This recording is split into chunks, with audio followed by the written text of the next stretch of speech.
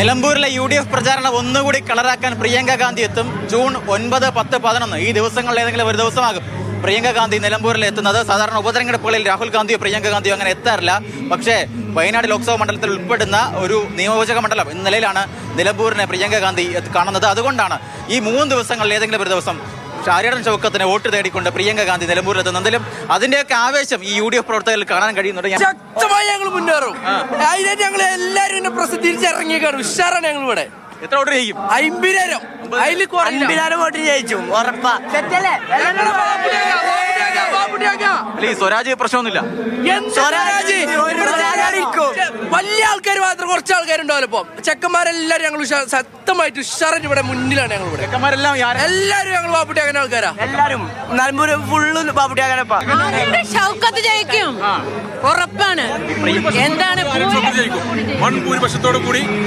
ഈ 9 വർഷത്തെ ഭരണം മതിയല്ല ജനങ്ങൾക്ക് വിലയിരുത്താൻ? വേറെ എന്താ വേണ്ടത്? ആരും ഒന്നും പറയണ്ട. അതാണ് ഭൂരിപക്ഷം എത്രയാ? 10,000. ഭൂരിപക്ഷം എങ്ങനെയാ? 25,000. ഇപ്പോൾ തന്നെ ആവേശമുണ്ട്. അതിനൊപ്പം പ്രിയങ്ക ഗാന്ധി കൂടി എത്തുന്നതോടെ UDF ക്യാമ്പ് ഒന്നുകൂടി ആവേശത്തിലാകും. അത് 9, 10, 11 തീയതികളിൽ ഈ തീയതികളിൽ ഏതെങ്കിലും ഒരു ദിവസമാകും പ്രിയങ്ക നിലമ്പൂരിലെത്തുന്നത്. ക്യാമറമാൻ സജികുമാറിനൊപ്പം ഷിനോജ്, മാതൃഭൂമി ന്യൂസ്, നിലമ്പൂർ.